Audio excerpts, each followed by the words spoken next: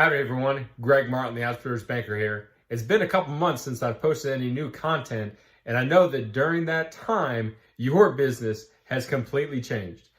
Between dealing with the effects of COVID-19, the shelter-in-place orders, dealing with and understanding the payment protection plan, the payment protection plan forgiveness, a lot really has changed. But I've been so encouraged because the entrepreneurs that I deal with and I talk to on a daily basis are so courageous, they're so brilliant, and they're so innovative. They are actually taking this opportunity to flip and change their business and to be able to kind of say, okay, how can I take this time and work on my business, not just work in my business, but to work on it so that I can lead my company, lead my team in a direction that is going to be so meaningful and successful for years to come. So it really should come as no surprise that the first time that I post anything, any new video, new content, we're actually going to talk about the E-Myth, the E-Myth Revisited by Michael Gerber.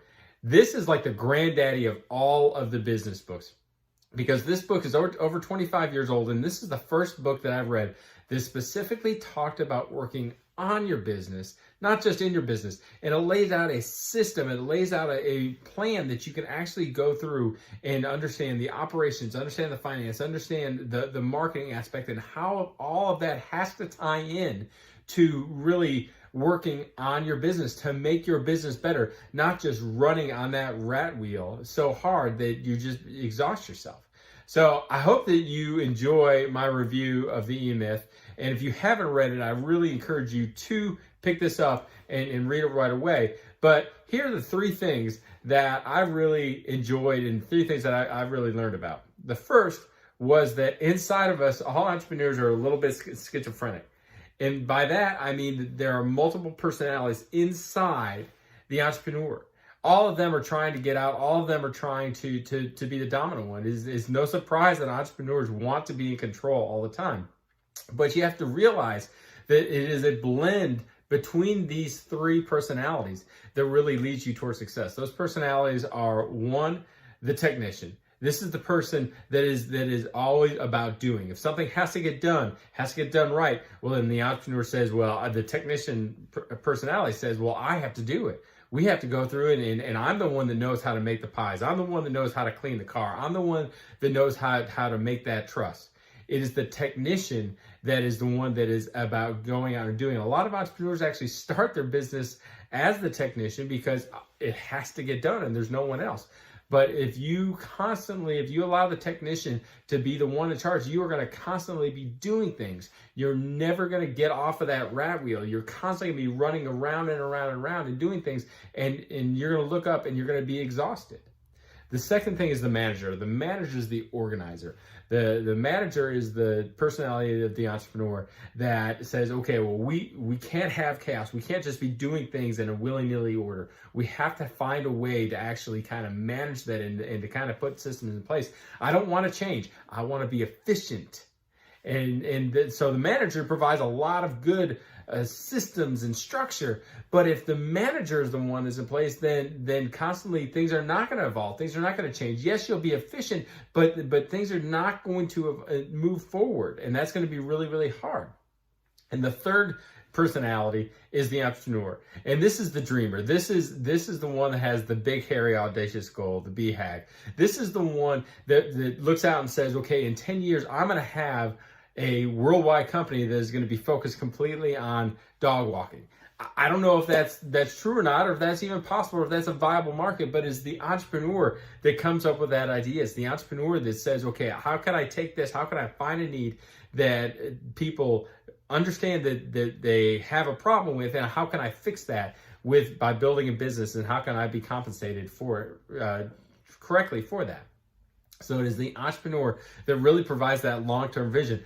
But if the entrepreneur is in charge, then you're going to have what a lot of people call the good idea or the good idea fairy, or the shiny object syndrome, and you're going to be bouncing one place to the next and one place to the next, and you're always going to be trying something out or working on something new, and you're never going to have the system that's been put in place or the people that are actually doing the work in order to bring the value to your customers.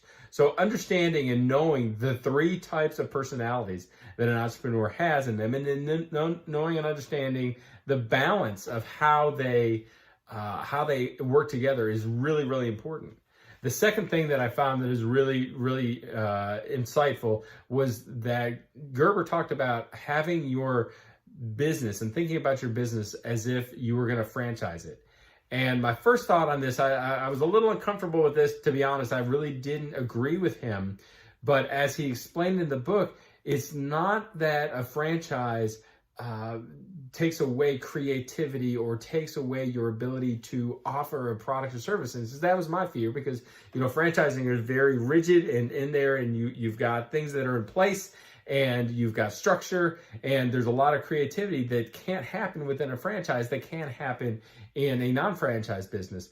But as he kind of explained it, and using restaurants as a good example, he said, when you look at the failure rate of a non-franchise restaurant, is extremely high. In some cases, 95% within the first 5 years. But if you look at the failure rate of a franchise restaurant, a restaurant that has structure, that has order, that has a code of conduct, that it says, okay, this is why our colors are blue and our colors are green. This is exactly how we perform this type of task so that it is repeatable and is efficient.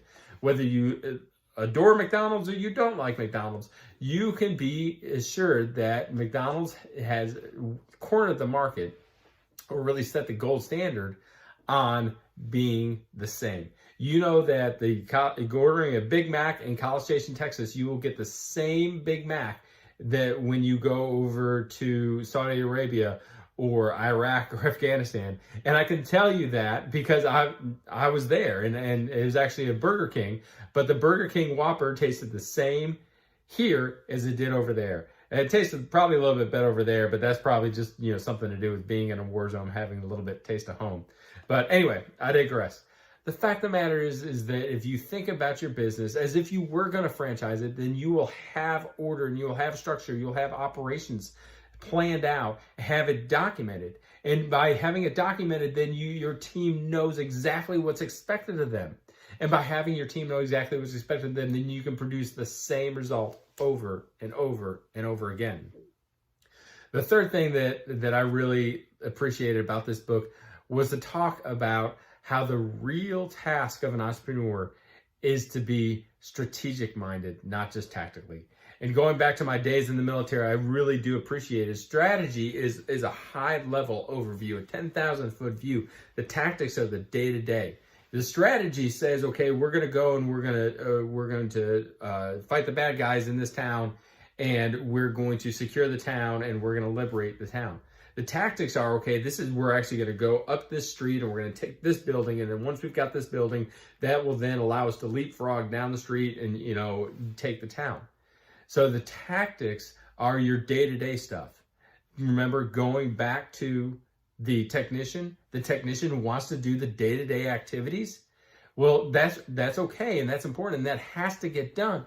But it is the entrepreneur's job to think strategically, to think really high level, to be able to say, okay, well, I'm not going to get bogged down in the weeds. I'm actually going to allow myself to think forward and to think in the future.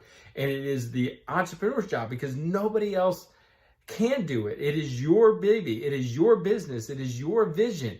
You have to think strategically and think about the strategy you want to implement, and then work with your team in order to implement the tactics to achieve it.